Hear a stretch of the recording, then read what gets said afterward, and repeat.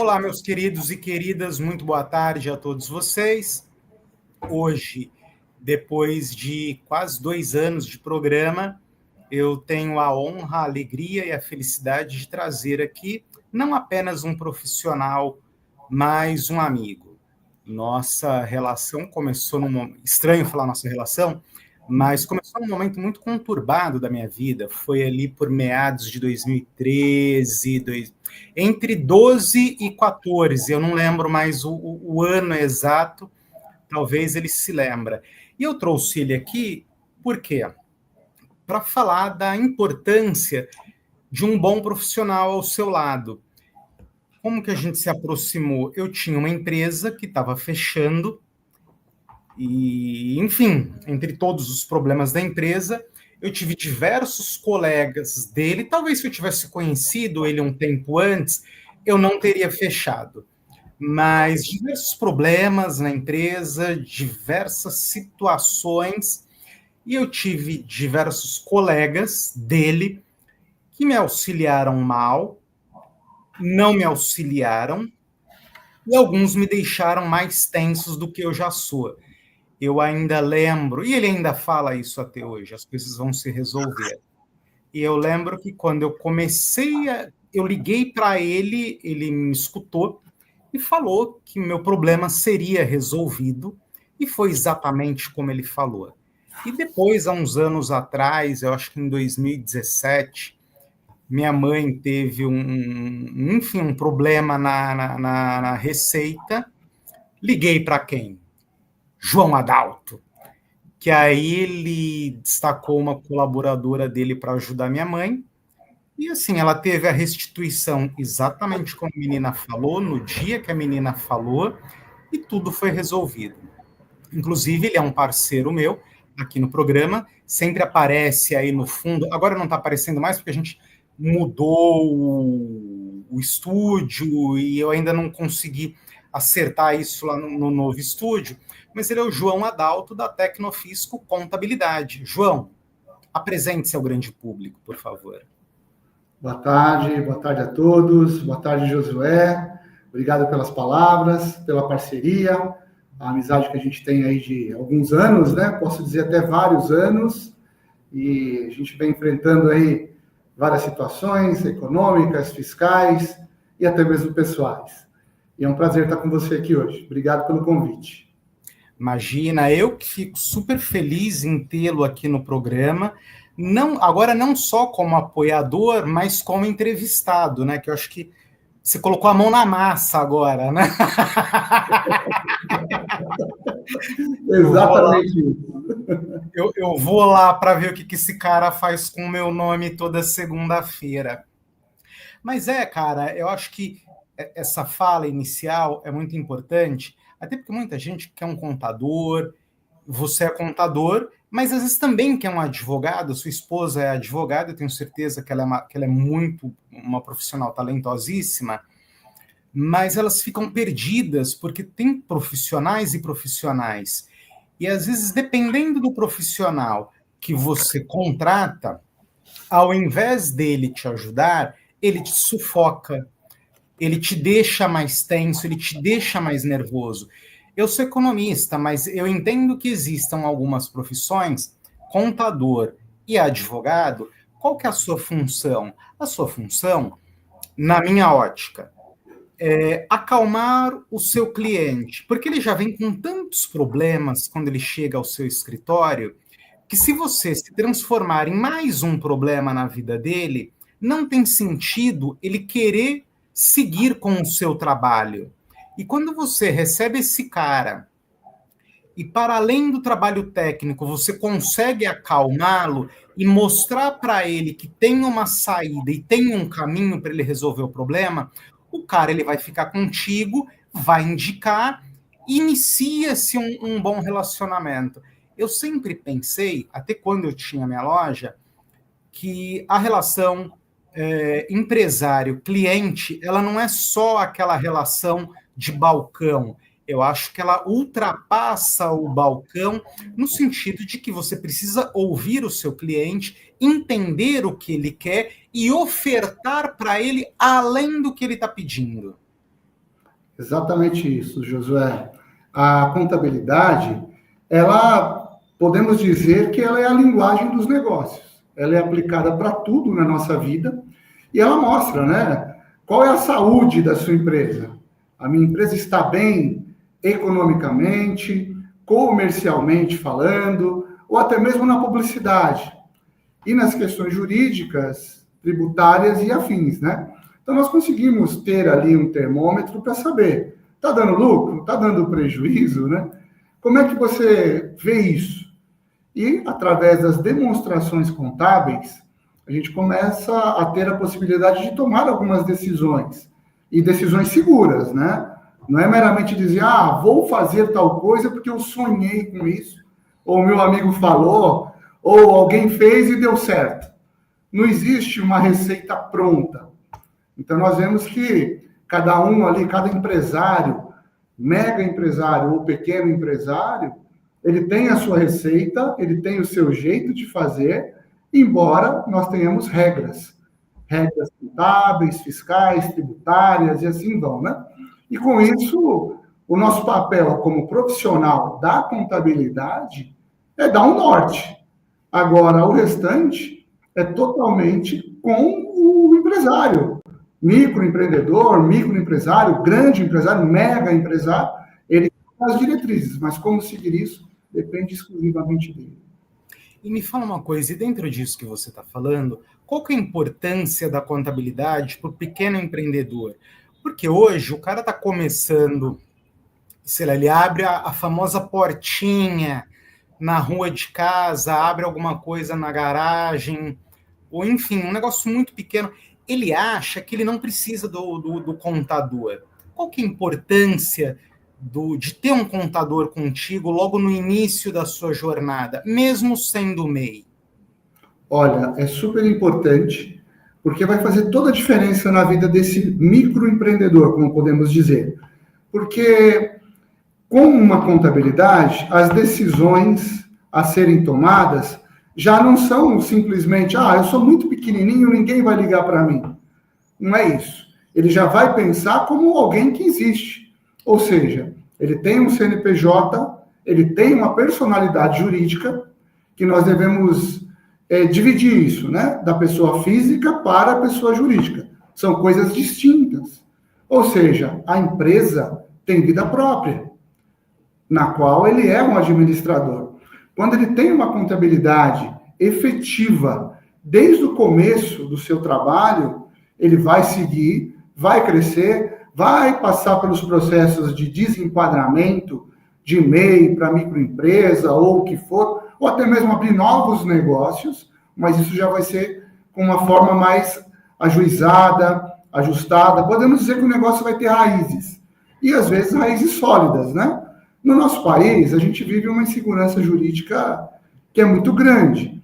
Mas, quando você tem uma boa base contábil, sabendo da necessidade de saber administrar, validar os seus processos e os seus procedimentos, vai te ajudar muito. Então, ele sai na frente. É diferente da pessoa, eu vou abrir aqui de qualquer jeito, e se der certo, deu. Aí já começa frágil, né? Agora, estou galgando grandes horizontes, a coisa pode fluir. O problema é que nunca dá certo, né, João, quando começa desse jeito. Você falou uma coisa que eu acho muito importante, interessante. Eu sempre ajudei alguns amigos, e uma coisa que eu sempre reparei em todos eles, ninguém tem um contador, o cara sai fazendo as coisas da cabeça dele, que eu acho legal, você vai economizar um dinheirinho no começo, bacana. Só que isso vai ficar tão caro lá na frente, porque tem alguns impostos que a gente não sabe que precisa recolher. Eu lembro quando a gente estava naquela empresa, teve uma vez, não sei se, acho que foi você que me falou, a gente tinha um imposto lá que era R$ 30 para ser pago, ele se perdeu, porque o contador não passou, a gente comeu uma bola, e esse negócio virou 900. Lembra disso? Que virou quase 1.000. Exatamente.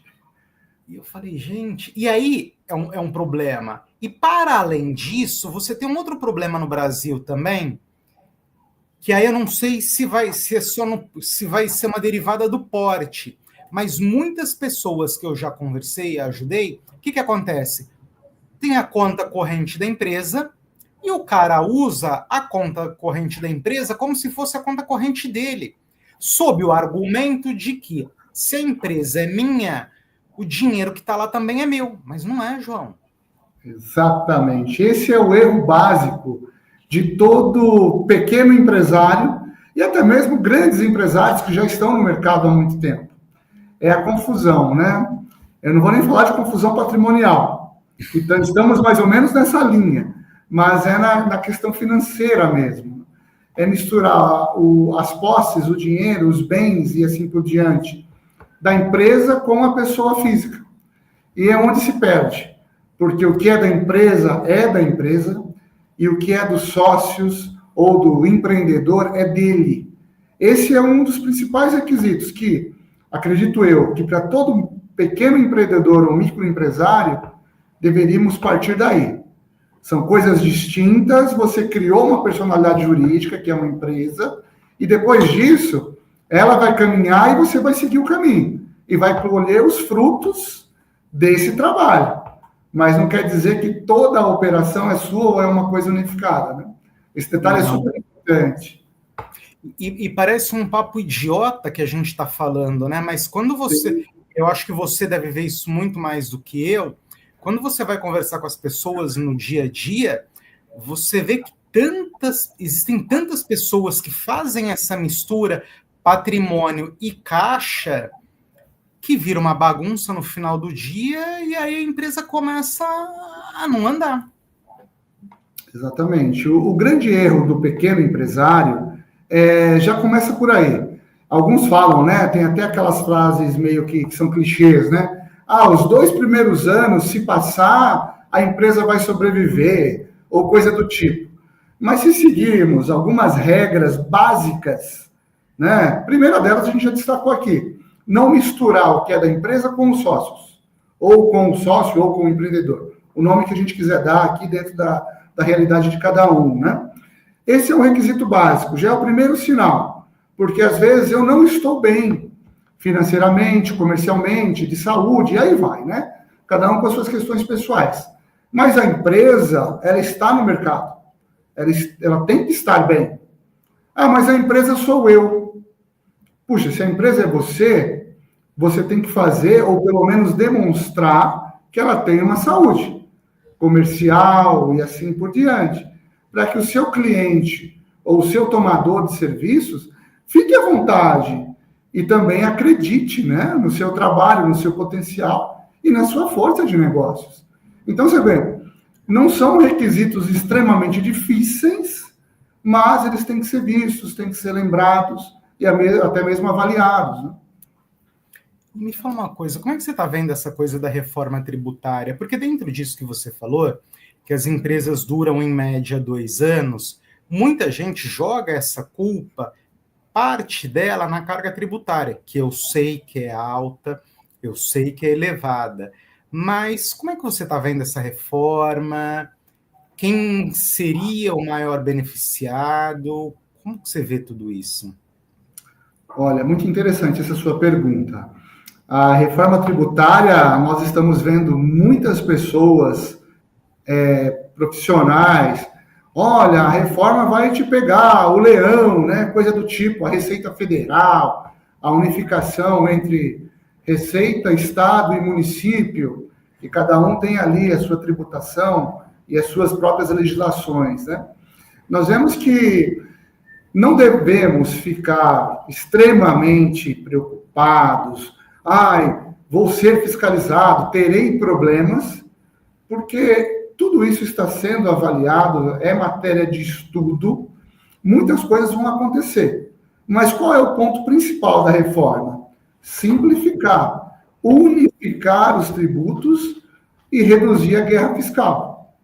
Hoje nós temos aí, quando a gente fala de guerra fiscal, ela começa entre estados e municípios. Podemos dizer que uma questão de ICMS, por exemplo. Nós temos aqui no estado de São Paulo uma alíquota de 18%. Um Nordeste, nós temos uma base de 12. O restante do Sul e Sudeste, desculpa, o Nordeste com 7. Isso. O restante do Sul e Sudeste temos uma base de 12. Então, você vê, existe uma diferença muito grande nas alíquotas de ICMS. Mas o que essa guerra fiscal busca? E o que a reforma vai trazer? A ideia é simplificar, fazer com que o impacto dessa carga tributária coloque todos os empresários, todas as indústrias, comércios e serviços em pé de igualdade.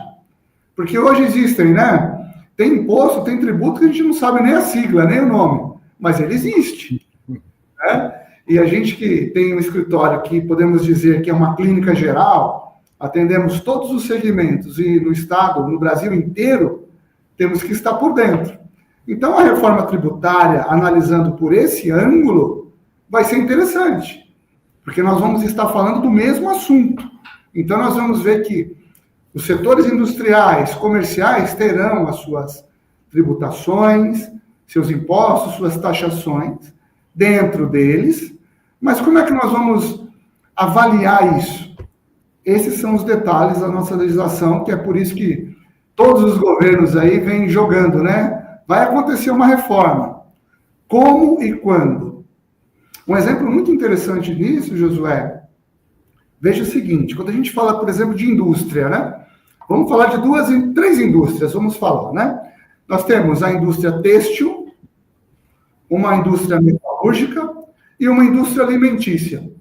Qual é a tipificação? Todas são indústrias, mas as tributações, elas mudam absurdamente. Quando a gente fala de alimentos, estamos falando de perecível. Quando a gente fala de têxtil, estamos falando de roupa. E a metalúrgica, você vê, não envolve somente o setor automotivo, mas são metais, em linhas gerais, né? E com isso vai ramificando. Como é que você vai tratar isso de forma igualitária? Olha isso, de forma igualitária, mas sendo diferentes. Porque os segmentos são diferentes, os profissionais são diferentes. E com isso a nossa imaginação, que não é nem uma imaginação, mas é a realidade, né, da vida do industrial, é muito amplo, são segmentos muito amplos. Então, em cada produto que a gente consome ou que nós compramos, você vê que a indústria está ali e é a junção de grandes participantes e até chegar no produto final. Então, nós temos a junção de várias pequenas indústrias ou grandes indústrias para que a gente apure, prepare e chegamos no produto final acabado. Então, a reforma tributária, para gerir tudo isso, tem que ser bem afinada. E é por isso que eu digo, né? Vamos viver, mas não vamos sofrer. E deixa eu te perguntar, e se nessa reforma, não nessa reforma, se a gente pensasse aqui, fizesse um ICMS de 7% para todo mundo, e aí você acaba com a guerra fiscal? Olha, é uma pergunta super mega interessante. Você jogou na menor alíquota, né? Norte e Nordeste. Por que eu joguei na menor alíquota? Porque tem a gente, todo mundo fala, mas o produto é caro por conta do imposto, que também é caro. Então, diminui a alíquota, joga lá embaixo, aumenta o consumo. Aumentando o consumo, teoricamente, você aumenta a arrecadação. Faz muito sentido. E você vê, né? Você criou uma regra, deu uma alíquota e deu uma solução, que é o benefício, que todo mundo vai pagar e todo mundo vai viver. Seria muito interessante se nós conseguíssemos fazer uma aplicação nesse sentido. Mas aí nós vemos que o Brasil é imenso, né? A gente mora em um país que é do tamanho de um continente, podemos dizer assim, né? Então nós vemos que quando a reforma ela busca simplificar, tem uma alíquota efetiva, quem vai ganhar? O empresário, o consumidor e o governo, o fisco, porque vai ficar muito mais fácil de você gerir isso. Então, em linhas gerais, você vê que não precisa rodar muito para a gente dar uma solução. Os impactos, todo mundo vai ter, para benefício e para problema. Mas você, no exemplo que você sugeriu, seria a alíquota de 7, por exemplo, que é a inicial. Então, caberia no bolso de todos. Agora, é muito diferente, né? Aqui a gente tem um problema de frete, um produto para chegar do Sudeste ao Norte, Nordeste, quanto isso custa, e vice-versa, né? Então, a gente tem uma questão logística, uma questão de manufatura, a mão de obra, a qualificação dessa mão de obra, e tudo isso vai agregando preço, né? Mas se nós tivéssemos uma alíquota de impostos efetiva, igual para todos, que é um dos pontos que a reforma busca equilibrar, seria extremamente interessante, porque a nossa vida seria muito mais fácil e os estados extremamente competitivos entre si, né? De forma igualitária. Sim, você falou uma coisa bacana, estado competitivo. Mas tem uma coisa que eu penso, que assim, porque todo mundo fala, a reforma tributária tem que baixar o imposto. Maravilha. Só que você citou um caso que eu achei interessante, que também é óbvio que eu quero uma alíquota em 7. Mas como é que eu faço para levar, sei lá, para trazer um açaí do Pará até São Paulo? Porque, tecnicamente, ele vem de caminhão de lá até aqui. E aí a gente tem um outro problema, que são as estradas. Que isso acaba elevando o preço do produto final. Então, eu penso que não adianta só, vamos supor, no mundo ideal, a gente ter uma alíquota em 1%. Maravilha. Só que, como que eu vou fazer para o produto chegar mais barato na mesa do consumidor final, sendo que o cara vai vir de caminhão de lá até aqui para trazer um açaí, e a gente sabe que as nossas estradas não são boas. E aí você vai ter seguro, você vai ter uma série de custos que ainda continuam elevando o preço final do produto. Então, eu imagino que não adianta só uma reforma tributária. Nós precisamos da reforma tributária, só que, além dela, é necessário outras políticas que venham agregar a reforma. Por exemplo, usarmos a malha ferroviária, usarmos hidrovias, que tem muito espaço no Brasil para que usemos hidrovias. Isso tudo acaba diminuindo o preço final do produto.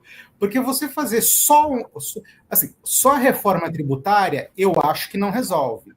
Ou então você fazer uma estrada do Belém até o Rio Grande do Sul também não resolve, porque você tem problemas marginais que eles vão se somando e viram um grande problema. Você acha que tem nexo?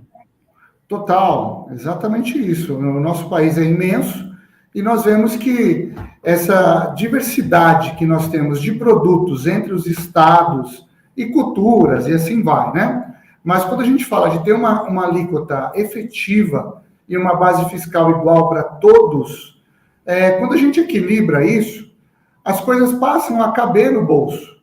Porque nós não estamos falando de geografia, por assim dizer, ou de capacidade de cada localidade, cada estado, né? Eu digo de forma econômica e social, mas sim de tributação.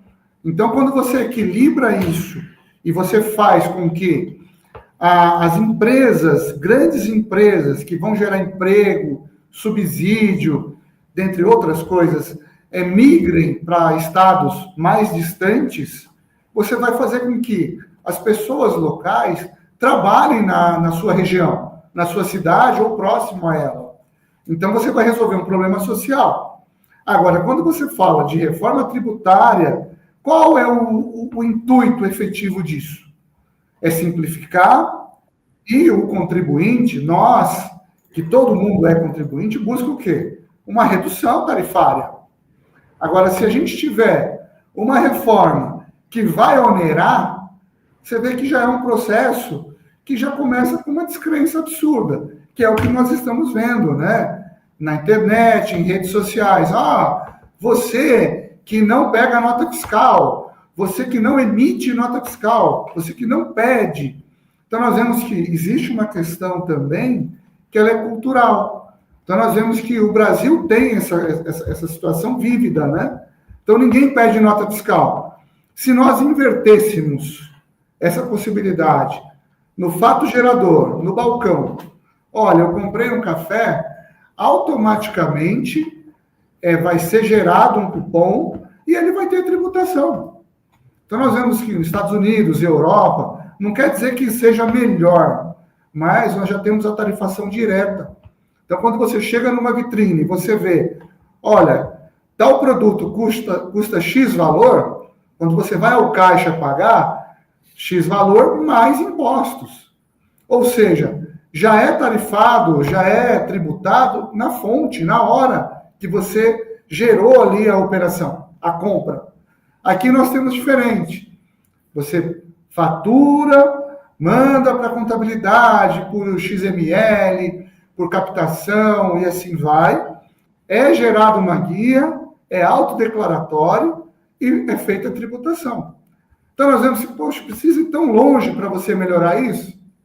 Acredito que não, né? Nós temos a internet aí, sistemas maravilhosos, uma gestão muito capaz, e com isso a gente consegue equilibrar. E voltando ao início da sua pergunta, do ponto que você levantou, se a gente manter isso, não só para as grandes capitais ou os grandes centros, mas termos isso em toda a federação, você vai fazer que desde aquele pequeno empresário tenha a tributação como grande, porque nós vamos mudar a cultura, né? Então vai ser na base. Não é simplesmente dizer, é uma reforma tributária que vai mudar o nome de imposto de X para Y. Isso é meramente firula, por assim dizer, né? Mas quando a gente fala de mudar conceito, dar benefícios e colocar as pessoas de forma iguais, é muito interessante. Entendi. Você falou uma coisa que eu achei interessante, que é a palavra cultura. E isso me leva à pauta anterior que nós estávamos, eu queria reforçar um pouco isso, que eu imagino que seja uma cultura, mas quais são os principais erros que as pessoas cometem na gestão das suas empresas aqui no Brasil? Isso vale para o MEI também. Sim, serve para todos. Só um adendo. Será que isso também cabe para o prestador de serviços? Sim, Josué, cabe totalmente para todos, tá? Então, o maior erro a gente já mencionou, né? Que é misturar a renda da empresa com a dos sócios ou seus titulares, né? Em segundo lugar, é a falta de planejamento.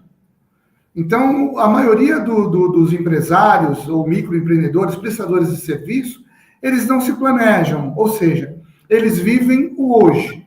Então, olha, eu tenho mercadoria hoje para trabalhar até amanhã. Mas, e como fica? Olha, eu vou ter que ligar para o fornecedor para pedir, ver se ele tem condições de me atender, para daí ele poder vender no seu balcão ou prestar o serviço e assim vai. Então, nós vemos que o planejamento, ele tem que ser feito na base, ou seja, muito analisado, tem as questões de épocas, né? Épocas do ano. Olha, X produto sai muito em épocas comemorativas, como Páscoa, Natal e assim vai. Então, ele tem que se preparar. As grandes empresas já fazem isso. Agora, os pequenos, infelizmente, pela falta de conhecimento, ou até mesmo pela falta de recursos, ele acaba atropelando esse processo. E com isso ele não tem como entregar a mercadoria, a matéria-prima, o serviço, de forma tão rápida quanto um grande centro comercial ou coisa do tipo, né? Então nós vemos que essa falta de conhecimento na questão administrativa e preparatória leva à ruína. E um terceiro ponto que a gente pode colocar nessa pauta também seria o planejamento tributário, porque eu mencionei agora há pouco, né? Em alguns países nós vemos que o valor da mercadoria ela é exposta sem a tributação, mas quem vai comprar ele já está preparado para pagar 7, 12, o que for, por cento de imposto. E nós vemos que o empresário brasileiro ele comete esse erro também, que ele se prepara para fazer a compra, ele tem a capacidade, mas ele não calcula o imposto, porque o imposto ele vai pagar depois. Então, ele não está preparado, ou seja, ele comprou a mercadoria agora, ou ele vendeu a mercadoria hoje, ele já fez as contas dele, Só que o imposto vai vencer somente no próximo mês. Será que ele vai ter recursos para pagar a tributação em cima dessa venda ou desse serviço que ele prestou? Então, nós vemos que não existe esse preparo. É um erro comum que eu e vários colegas do ramo da contabilidade sentem. Então, você vê que esses erros, eles fazem o quê? Com que o cliente venha procurar o escritório, a contabilidade, somente na hora do aperto. Isso é muito importante. Vem na hora da dor, né? Vem na hora da dor. Essa que a gente está vivendo agora, final de ano, né? Mas quem vai no médico quando está feliz, João? Exatamente. Aí eles vêm nos procurar. Por quê? Agora é a época de enquadramento e desenquadramento das empresas no Simples Nacional. Então, qual que é o fator impeditivo aqui? Dívida de imposto, omissão de declarações e o confronto entre elas. Então, olha, nós estamos às vias de passarmos por uma reforma tributária. Mas você vê, vai acontecer a reforma e nós ainda estamos fazendo o preparo para as empresas começarem o exercício 26 com a opção pelo Simples Nacional, por exemplo, que é tido para a Receita como um benefício, né? E quando os clientes aparecem no escritório, olha, eu não vou conseguir migrar. Aí a nossa equipe aqui do Departamento Paralegal levanta as certidões, as obrigações, olha, tem uma guia de janeiro que não foi paga. Tem uma guia de INSS, tem uma diferença de ISS. Não vai dar para migrar, mas como? Ué, simplesmente não foi recolhida.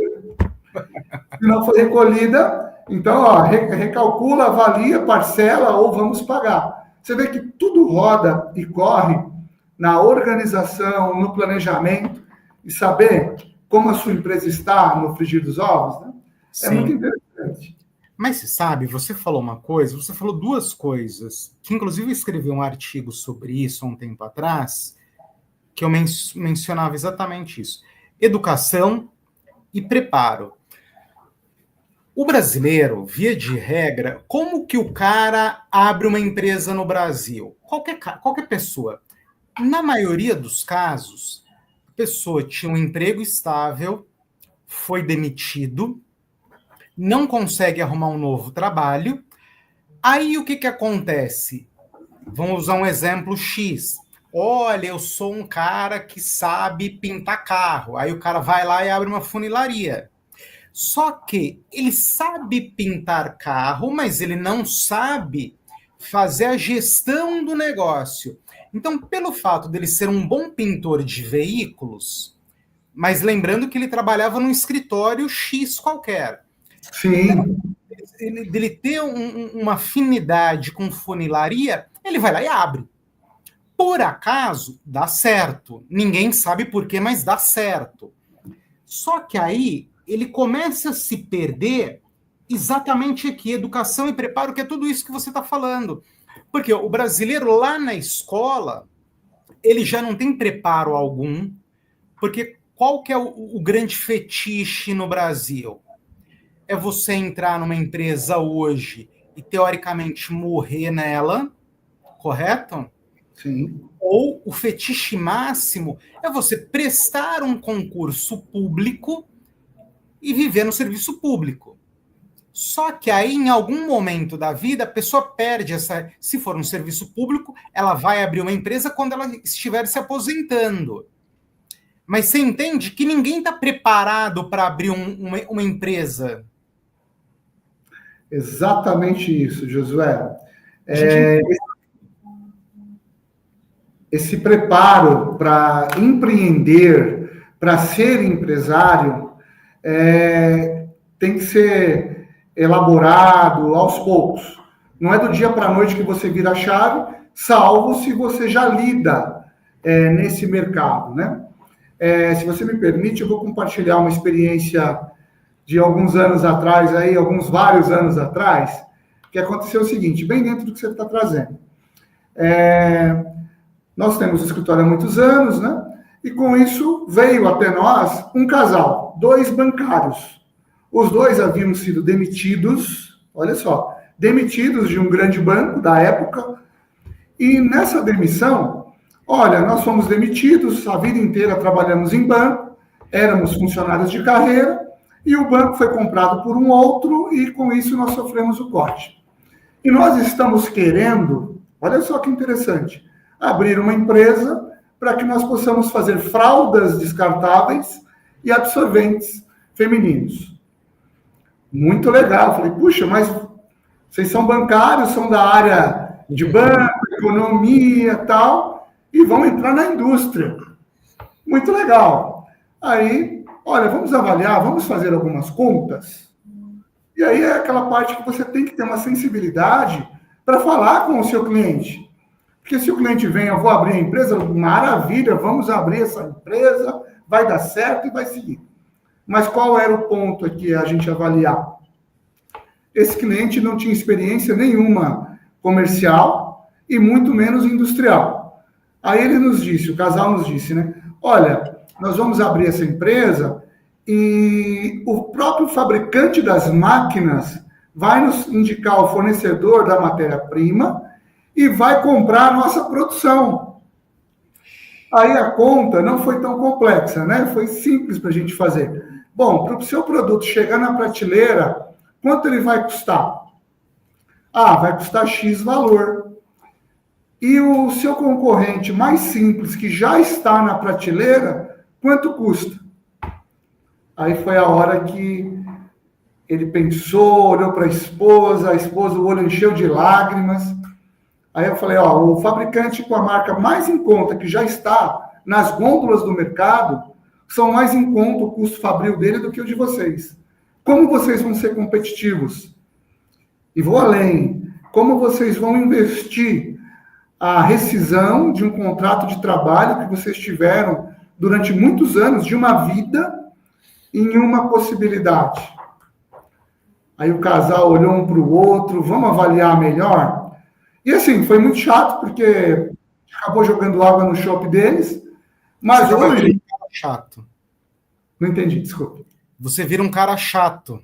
Exatamente, porque não é que nós somos pessimistas, negativos, nada disso. Mas qual é a realidade, né? Qual é a realidade deles? É complexa, porque é um produto que você vai lançar no mercado, você não tem expertise, não conhece e vai se aventurar. Então a ideia é boa, porém a condição não é favorável. Então não quer dizer que eu estou dizendo, né, que o ramo de fralda descartável, não é esse o ponto. Mas para você escalar esse tipo de produto, você tem que conhecer, tem que ter uma expertise.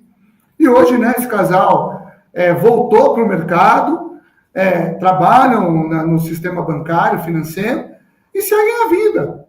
Então, nós vemos que seria um tiro muito errado, uma possibilidade, iria gerar uma experiência, mas é necessário, né, a gente que está do outro lado da mesa, ter a sensibilidade de ver que pode, com uma possibilidade muito grande, de não dar certo. Você sabe, enquanto você falava, eu me lembrei de duas coisas, eu até anotei aqui. Quando eu era criança, tinha o pai de um amigo dos meus pais, ele era bancário também. E, enfim, saiu do banco e aí ele abriu um mercado. Só que não deu certo. Para nós lá em casa foi muito bom, João, porque todo dia à noite ele levava um monte de comida para a gente. É uma delícia, né? Meu, tô falando sério. Todo dia, tipo, 9, 10 horas da noite, ele tocava campanha. Leite, levava um monte de coisa. Era ótimo. Legal demais. Não, só que assim, infelizmente, não deu certo o negócio dele, mas é muito por conta disso que você está falando. Porque você imagina que hoje você trabalha num dos maiores bancos do Brasil. Aí amanhã você sai dessa realidade e vai trabalhar no mercado. No caso dele era um mercado de mercado mesmo, mas assim, você vai para o mercado, vai fazer qualquer coisa, abrir um bar, um mercado, uma balada, qualquer coisa. São coisas muito divergentes umas das outras. Embora todo mundo ache que quem fez economia, quem trabalhou em banco, inclusive até os profissionais da área, acham que pelo fato de serem bons aqui, eles vão conseguir fazer uma gestão de excelência numa padaria, não é tão simples assim. Porque quando você chega lá, é outra realidade. Porque quando você está aqui no mercado, você não está na economia real, correto? Agora, quando você vai atrás de um balcão, vai numa fábrica, aquilo é economia real. É outra história aquilo ali. E me lembrou um caso também, quando você falou que jogou água no chope do seu colega, do seu cliente, uma vez o cara virou até meu ex-amigo depois disso. O cara queria comprar um determinado negócio e aí ele me chamou para ir lá dar uma avaliada para ele. Eu fui, João. Fiquei lá um mês. Conta todo dia, enchi o saco do contador do cara. E aí, assim, estavam empurrando uma bucha para ele. Aí chegou no último dia, eu chamei ele e falei, ó, fulano, o cara e o vendedor tá falando para você é X. Eu não sou da área, mas assim, na minha conta tá faltando Z para bater o X. Só que o X que ele tá te falando que vai deixar ainda é um rendimento muito baixo para você. Então, assim, tem um erro, tem algum problema gigantesco dentro dessa operação. Eu não consegui ver nesse período que eu tô aqui, mas é um problema grande. Assim, você quer comprar? Você compra. Você vai ganhar dinheiro? A minha conta tá falando que você não vai ganhar dinheiro. E o cara vira para mim, Josué, ele não falou com essas palavras, mas assim, dava a entender claramente, olha, meu, a gente é tudo novo, tal, e assim, eu tenho mais dinheiro que você e eu posso fazer esse tipo de coisa. Então, como você não tem tanto dinheiro quanto eu, então você está colocando problema na minha operação. Eu entendi o que ele falou assim, meu, eu não tenho problema que você tenha mais dinheiro do que eu, até porque você está me pagando para fazer isso para você. Eu só estou te falando que você vai comprar um negócio que não vai dar certo. Por que não vai dar certo? Embora o cara tá falando para você que vai dar certo, o cara aparece nas reuniões com carro importado, relógio importado e perfume importado, o dinheiro que ele usa para comprar esses bens não vem dessa operação, vem de outra. Porque o cara tinha outras empresas. Então, aqui, ele está jogando uma bucha na sua mão e você vai ficar com essa conta para pagar. Resumindo, João, a amizade acabou, o cara me pagou metade do que ele se comprometeu a pagar, eu falei, tá bom. Fiquei com fama de invejoso, vida que seguiu. Um ano depois, o que aconteceu?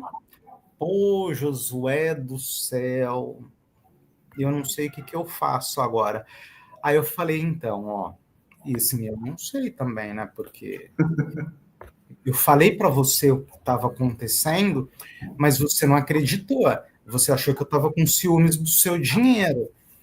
Então agora, meu, você segue sua vida aí com o cara. Mas você não pode me ajudar a sair dessa? Eu falei, meu, mas assim, eu já te ajudei antes de você entrar, falando para você não entrar. Ele, mas me ajuda com profissionais, contador, advogado, administrador. Eu falei, eu não vou pôr a minha mão nisso não, cara. Eu acho que a sua atitude foi a mais correta, viu? Porque já havia balançado a amizade e esse é um dos pontos que a gente destacou na nossa conversa, né? Quando você pega para administrar uma empresa, fazer a contabilidade, uma gestão contábil, fiscal, jurídica e o que for, cria-se um laço de amizade. E quando essa relação começa a criar situações diferentes aí, balança bastante. E aí vem alguns pré-julgamentos, algumas questões, e nem sempre as pessoas absorvem, né? Olha, puxa, o papo que a gente falou, jogar água no chope, ele botou rédea aqui nas coisas, mas qual é o objetivo? Será que é para o meu bem mesmo? E aí vai mais uma vez a sensibilidade, né? Puxa, se ele está falando, é com base em quê? Vamos aprofundar um pouco mais essa conversa? Eu já tinha fechado minha loja. Exatamente. Quando você discute, avalia quais são os números, puxa, é melhor bater a poeira, fechar e ir embora sem olhar para trás. Sim, não, eu falei que eu já tinha fechado minha loja, porque assim, eu já tinha experiência do que fazer para dar. Eu já tinha o olhar, sabe? Ó, eu tô olhando aqui, o número não tá batendo, e automaticamente eu também já tinha um histórico de como não ser enganado numa negociação desse tipo. Exatamente. Inclusive, Mas aí é que a gente acredita, né? Ó, não vai acontecer, vai melhorar. Não, mas é que a pessoa tinha me chamado exatamente por conta disso. Ela falou assim: ó, você tem uma formação legal e você já teve uma empresa. Então você sabe muito bem como fazer para não cair no erro de novo. Você me ajuda? Eu falei, ajudo. Só que aí fica aquela coisa na cabeça das pessoas: não, eu sou mais rico do que você. Você já faliu na sua vida uma vez, logo você está com ciúmes e não quer que eu prospere. Por isso você está olhando no meu negócio e está achando que eu vou fracassar igual você. Só que não. Porque assim, se você me pagou para fazer um trabalho para você, a minha obrigação qual que é?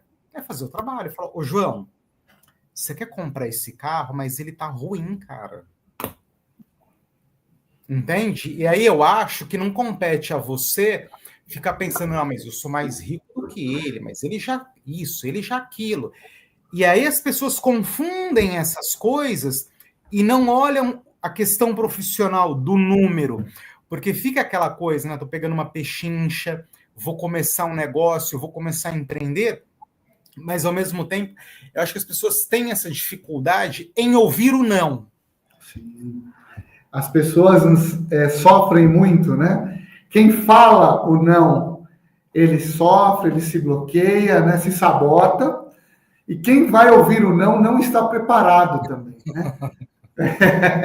Infelizmente, aí a gente entra numa conversa até um pouco para o lado da psicologia, né? Mas o ser humano, ele não está preparado. E quando a gente entra na relação de prestador de serviços, o cliente quer te convencer de que ele está certo. Mas por trás dessa prestação de serviço, na nossa área contábil, econômica, jurídica, existem regras, legislações que você tem que cumprir. Então, eu não posso adaptar a legislação à minha necessidade. É o inverso. Eu me adapto à legislação e aplico essa legislação no meu comércio, na minha empresa. Então, é uma linha muito sensível. Sim, cara. E assim, eu aprendi isso com vocês aí no dia a dia, que assim, Mel, o contador e o advogado falou não, não vai. Ele falou vai de olho fechado. Se ele falou não, meu, esquece. Você chamou um contador e chamou um advogado, ó, tô montando isso aqui, o que você acha? Se ele falou não, abandona a ideia. Porque depois você vai ter um mega de um problema. Se você fosse gastar 2 mil, você vai gastar 15 mil para resolver o problema que você arrumou. Tô falando bobagem? Não, isso acontece muito. Surgem muitas situações dessas aqui no escritório. E também existe aquela, como eu mencionei também na nossa conversa, a falta de empatia mesmo, né? Você está vendo que a pessoa está sonhando, as ideias são boas, mas não convém ele se aventurar. Porque a aventura, às vezes, dá certo, mas na maioria não. Principalmente quando você trata de recurso financeiro, capacidade motivacional, emocional. E aí a gente caminha, né, para a linha tributária e fiscal, porque se você gerar um problema tributário, enquanto você não sanar esse problema, a sua vida não vai estar desenrolada. Você vai manter aquele problema por muito tempo. Josué, às vezes a gente vê aqui a dificuldade. O contribuinte, o cliente, ele quer pagar uma guia de um valor ilusório. Mas até para o fisco receber essa guia é complicado. Porque a guia só emite para o dia. Tem que ir até a prefeitura, não sei de que município, para emitir essa guia lá. Não recebe na rede bancária. Não tem código de barras. Então, para você zerar aquela pendência, é uma dificuldade. Parece, né? Às vezes eu falando, puxa, ele está falando coisas que não existem. Mas, na prática, nós vivemos e passamos por isso, como um escritório. Porque hoje a gente vive, né? Pix, pagamento eletrônico, QR Code, e aí vai, né? Linhas digitáveis, criptográficas e assim por diante. Mas existem regiões e tributações que você tem que recolher numa guiazinha muito simplificada. E aí, como é que você sai de um problema desse? Impacta a vida da pessoa por uma bobagem. Por uma bobagem. E você falou uma coisa que me remete à tecnologia. Você falou do Pix. Como que a tecnologia e a inteligência artificial estão impactando a vida do contador? Então, nós temos hoje, no mercado e na prática processual e diária da contabilidade, inúmeros softwares, tá? Vários. E eles fazem muitos trabalhos em questões de segundos. Envio de documento, captação de notas, emissão de guias, tem muitos. E às vezes a gente vê aí também anúncios aí no mercado, olha, você vai fazer uma contabilidade direta na qual você mesmo vai gerir o seu negócio. É aí que começa a complicação. E não é nem que a gente está querendo valorizar a contabilidade em si, o profissional da contabilidade, de forma extrema, mas é necessário o conhecimento. Mais uma vez, nós vamos à base. Você tem que ter uma ideia de como tributa, de alíquota, de legislação entre os estados, entre os municípios. Então, não é meramente você informar e lançar. Existem ferramentas, mas elas têm que ser bem usadas e quem usa essa ferramenta tem que ter um treinamento. Né? Não é meramente, eu vou lançar e vou apurar e o que sair ali eu vou pagar. Será que o seu produto não tem um benefício fiscal? Né? Ou será que você não está pagando a menor? Né? Então, são muitos detalhes, mas a ferramenta digital, a tecnologia, ela vem fazendo uma grande diferença, porque a manufatura, por assim dizer, ela praticamente acabou no mundo da contabilidade e até no mundo jurídico. Sim. E deixa eu te falar uma coisa, mudando um pouco, como que a contabilidade consegue ajudar a galera dos investimentos a pagar menos impostos? Até porque você falou, de repente, tem um benefício fiscal, tem alguma coisa que você não está sabendo. Como que fica isso daí? Olha, a contabilidade, nessa questão de investimentos, de organização fiscal, societária, e até mesmo na região onde você vai estar estabelecido, ainda é muito importante, né? Você saber a melhor forma de investir e de controlar esse investimento. Porque nós vemos que, às vezes, olha, a operação ela não é tão barata, ela não é tão em conta, mas o benefício fiscal que eu terei em exercer tal atividade em determinada cidade, município, vai me ajudar muito. Então, às vezes, a gente consegue ainda muitos benefícios fiscais dentro da legalidade, com base na legislação, seguindo a forma por regiões. Então, nós vemos que um estudo tributário, ele é muito importante. Então, todo cliente, né, que hoje na contabilidade moderna, todo cliente que nós recebemos no escritório, a gente busca fazer o quê? Vamos fazer um estudo tributário sem compromisso? Ah, mas o que é um estudo tributário? Eu já emiti e vou pagar. Não. Vamos avaliar quais são os produtos. Qual é o cliente que você está buscando? Você pensa em colocar os seus produtos em uma plataforma digital, em um e-commerce? Você tem essa atividade? Você colocou esse KNAI? Ou o pessoal da área de investimentos mesmo, né? Que hoje a gente tem muito trader, né? Pessoas que trabalham com o mercado, ou até mesmo com importação e exportação. Será que existe algum benefício fiscal em você trazer um produto pelo Porto de São Paulo, ou por Vitória, ou pelo Sul, e assim vai? Onde vai ficar esse produto? Como você vai vender isso? Na questão das finanças, né? Olha, Eu fiz um investimento, tem uma aplicação, a margem, a rentabilidade que eu vou ter é muito pequena, mas o que eu vou ganhar de imposto de renda, de dedução, passa a ser atrativo, porque isso é feito em percentual. Então, você não ganha no investimento, mas você ganha na tributação. Ou seja, eu falei de inúmeras operações que envolvem a vida de todos nós, independente do segmento. Então, por isso é fundamental o estudo tributário, né? Então, você está me dizendo que talvez tenha algum ativo, sei lá, ele vai me dar um retorno aí de 3% ao ano. Só que ele me dá uma isenção fiscal de 12%? Às vezes quando você fala de imposto de renda, né? Vamos falar de imposto de renda e investimento. Uma isenção, ele me dá um benefício de 12%. Sim, você tem uma redução fiscal, tributária.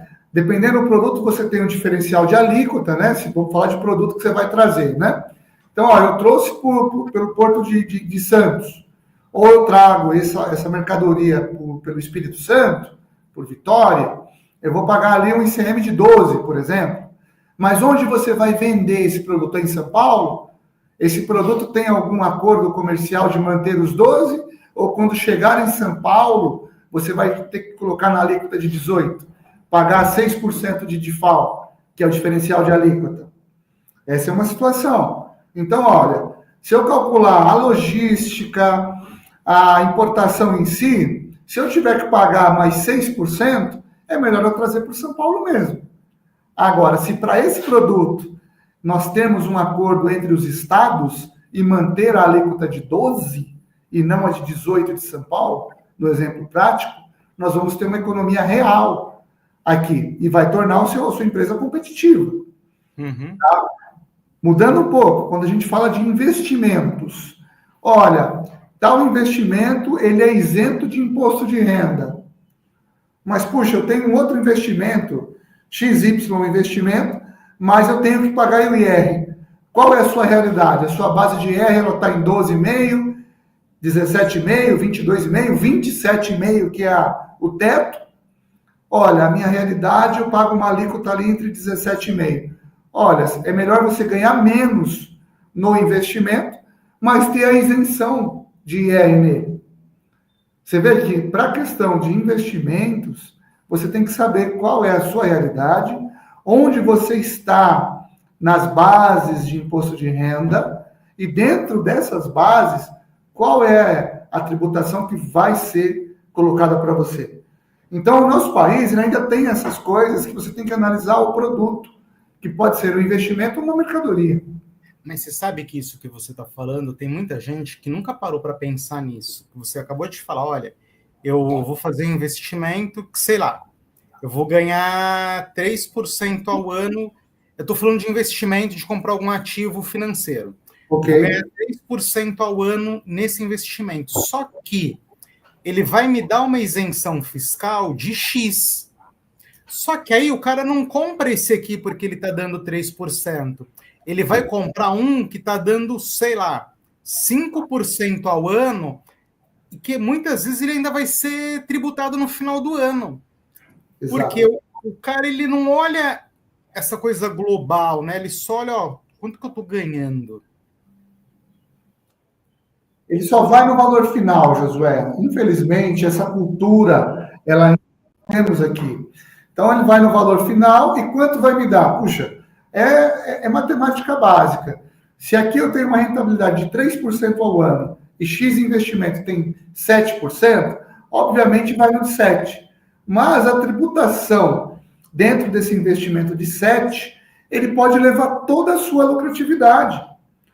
Então, é essa matemática, essa conta que volta mais uma vez. É necessário ter um estudo tributário para que você veja, vale a pena? Qual é o período? O período é longo do meu investimento? Não é. Olha, eu quero investir só por 12 meses.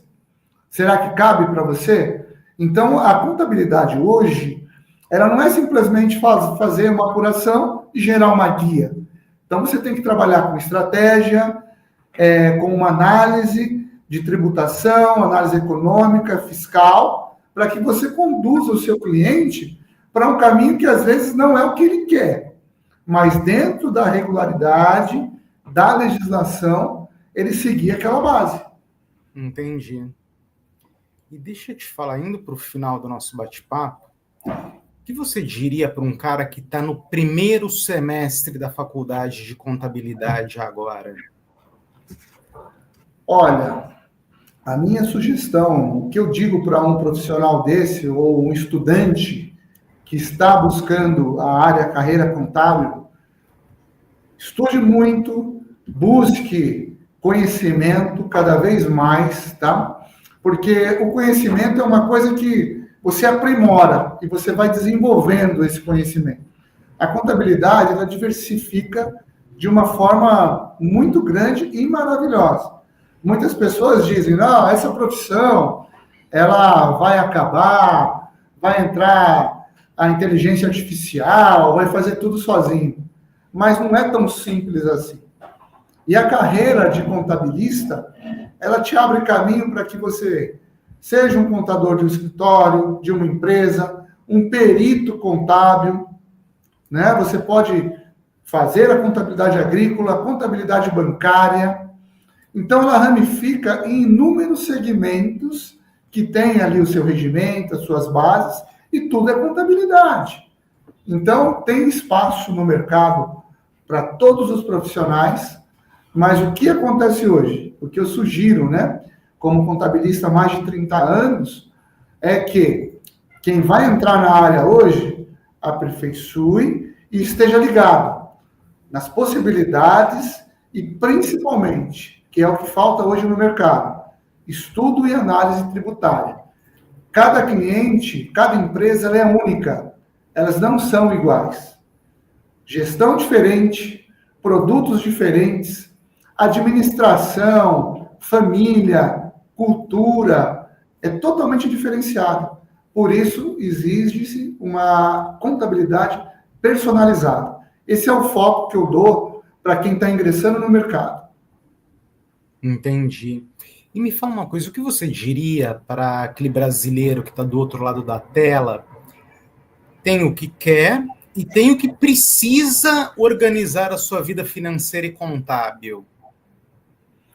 Olha, essa pessoa, ele tem que se organizar, ele tem que ser prático, fazer as coisas dentro do conhecimento e da base que ele tem, e seguir a forma da regulamentação vigente. Hoje eu estou te falando que é de um jeito.